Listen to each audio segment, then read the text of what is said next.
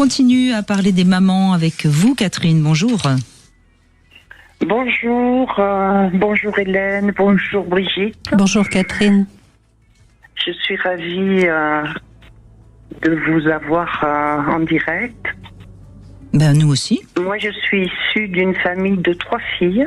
Mes sœurs aînées avaient 16 et 14 ans quand je suis arrivée. D'accord, donc vous arrivez vraiment et mon arrivée a été retard. un peu imprévue. Oui. Très imprévue. Oui. Ma mère ne voulait de cette grossesse. Et je suis mornée pour arriver jusqu'au bout. On m'a récupérée et toute mon enfance, j'avoue que j'ai eu du mal à me sentir de la famille. Ah oui. J'avais l'impression que j'étais jamais à ma place. Oui, c'est la pièce rapportée. Et bon, c'est une famille où les dialogues étaient assez violents au quotidien. Entre mes parents, entre moi et mes parents. Mes sœurs ont quitté la maison, j'avais 7 ans pour se marier. Vous êtes retrouvée toute seule? Voilà. Mes parents étaient immatures tous les deux, on va dire. Et est-ce que vos grandes sœurs étaient un petit peu maternelles ou pas du tout? Alors, ma grande sœur est devenue le capitaine de la maison. Oui. On était dans un milieu rural, hein, donc elle était dans l'enseignement. Elle habitait assez près, ils venaient souvent aider sur la propriété de mes parents. Ils étaient là presque quotidiennement. Et ça a été une maman bis, pas forcément dans la tendresse. Hein. Non, bien sûr, mais même, oui, dans une certaine. En fait, j'avais 2 mères. Mais peut-être peut-être que cette grande sœur, certes un petit peu caporale, elle vous a quand même un petit peu structuré.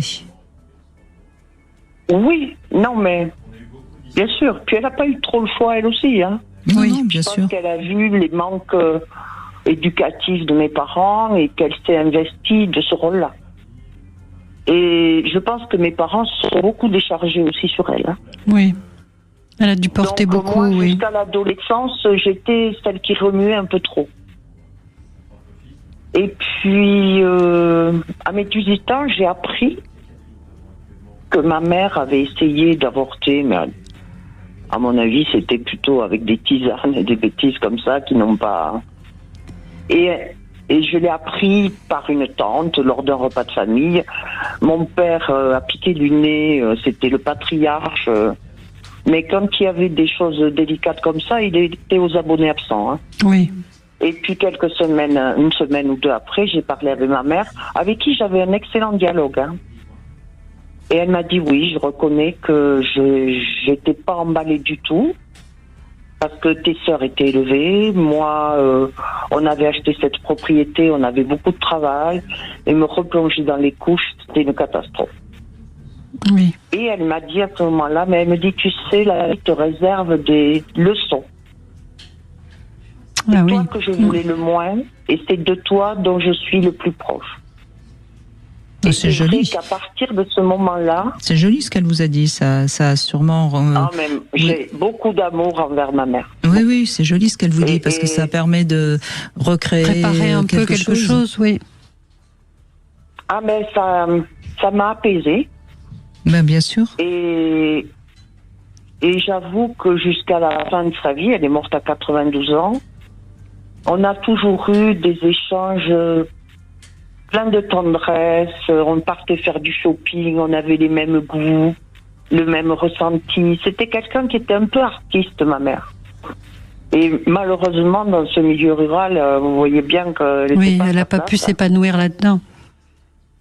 Et mon père ne s'est pas bien occupé d'elle. C'est quelqu'un, un jour, elle m'a confié qu'elle ne connaissait pas le plaisir sexuel. Et elle m'a dit, j'espère que... Parce que moi, je lui avais dit que j'avais un nouveau petit copain, qu'on avait passé une nuit sympa. Et elle m'a dit, je suis contente pour toi, parce que moi, c'est quelque chose que je ne connais pas. Eh oui. Bon, moi, je savais que j'avais entendu, vous savez, malheureusement, les murs ne sont pas... Et j'avais entendu des choses pas toujours très agréables de leur intimité. Et c'est vrai que pour ma vie de femme, elle n'a pas été très aidante. Parce que dès qu'elle me voyait avec des choses un peu sexy, ça la gênait. C'était quelque chose qui la mettait mal à l'aise. Vous êtes née en quelle année ? En 57, j'ai 69 ans. Oui, oui, donc on était dans une époque où la sexualité était totalement cachée. Et c'était très compliqué. Le monde rural a évolué, mais je peux vous dire que les femmes du monde rural, elles portent un truc, c'est énorme. Entre qu'on les rabaisse au nom, qu'on les limite au rôle de ménagère, de mère. Oui, mais vous avez raison, c'est compliqué, c'est plus compliqué pour une femme qui est du monde rural de s'autonomiser, ça c'est clair. Mais vous savez, aujourd'hui, il y a beaucoup de milieux qui vont très très mal. Les gens ont du mal à finir le mois, etc. Cette époque-là. J'en suis consciente. Hein. Oui, mais cette époque-là était difficile. Mais aujourd'hui, il y aurait beaucoup de choses quand même aussi à changer. Et vous savez, c'est pas les réseaux sociaux qui font que les gens sont reliés les uns aux autres. Et il y a une solitude, une détresse, une anxiété qui à mon avis n'arrange pas beaucoup les choses. Je ne suis pas sûre que ce soit si facile d'être une bonne mère aujourd'hui. Oui. Parce que toutes ces femmes qui élèvent seules leurs enfants et qui sont tout le temps par monts et par vaux pour arriver à... Je fais partie de ce club-là. Hein. Oui. Moi, j'ai été mariée avec un partenaire qui était assez défaillant. Donc, j'ai divorcé. Hein. Moi qui ai pris l'initiative. J'ai eu un fils de cette avec cet homme, oui. Mm-hmm. Et maintenant, mes relations avec mon fils sont assez compliquées parce on a été très fusionnels jusqu'à son adolescence. Et maintenant, il me reproche d'avoir eu une vie de femme, on va dire. Parce que après son père, j'ai eu plusieurs amants. J'ai pas refait. On n'a pas eu vraiment de vie de couple avec d'autres. J'ai pas eu de couple avec mon fils qui ont duré, en tout cas, qui nous ont marqués, quoi. Hein.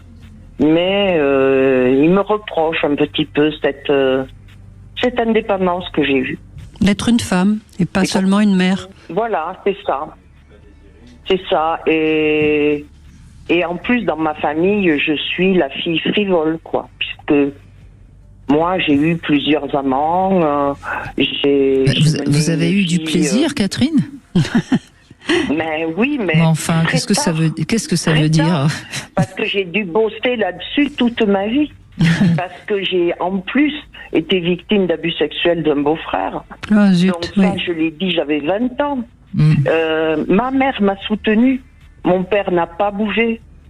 Enfin, ma mère m'a soutenue dans plein de domaines. Mais voyez, en finale, même si, d'ailleurs, c'est pas elle qui vous a dit qu'elle avait failli avorter. Hein, c'est pas elle qui vous l'a dit, c'est quelqu'un d'autre. Donc déjà, elle a eu l'intelligence de pas vous le dire. Et ensuite, en finale, elle a pas été si mal que ça, cette mère. Hein. Ah, mais moi, je lui reproche rien. Oui, j'entends bien. J'entends bien. Elle a pu, elle a fait ce qu'elle a pu. Ça, c'est clair. Elle a fait ce qu'elle a pu. Avec ses moyens. Oui. C'est vrai que mes relations avec les hommes ont été compliquées parce que j'ai eu un exemple familial vraiment pas terrible, très conflictuel, et que j'ai du mal à formuler mes oppositions ou mes refus auprès des hommes parce que j'ai peur que ça dégénère. Oui, mais c'est peut-être aussi parce que vous étiez la petite dernière, qui avait peut-être pas beaucoup droit à la parole et qui était toujours obligée de se taire. Hein. Ah, si, j'avais droit à la parole, et je peux vous dire que je l'ai pris. Hein. Ah oui, bon. J'étais très révoltée. Oui, mais vous avez eu des exemples d'hommes entre votre père et votre oncle ou votre beau-frère, je sais plus. Vous avez eu des hommes qui vous ont pas donné envie d'avoir confiance et surtout des hommes où vous vous êtes dit, faut pas aller au conflit, sinon ça va mal se terminer pour moi, quoi. Donc, c'est sûr que ça a été compliqué. J'ai beaucoup de mal à faire confiance aux bien hommes. Sûr, mais bien sûr. Bon, ma vie n'est pas terminée, mais bon, elle est plus derrière que devant. Vous faites confiance à votre fils ?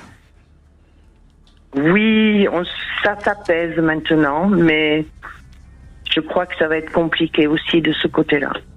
Mais il faut qu'il grandisse, hein, et qu'il se positionne maintenant en adulte face à sa mère, et pas en petit garçon qui est jaloux des compagnons de sa mère. Là, il faut qu'il devienne adulte, et quand il sera adulte, ça s'arrangera. C'est à chacun de faire sa part. Il est papa. J'adore mes petits-enfants, mais avec ma belle-fille, c'est compliqué. Et on me prive un peu de mes petits-enfants. Et on les prive aussi de leur grand-mère. Hein. Ben oui. Donc, chaque génération a son chemin, on va dire. A son lot.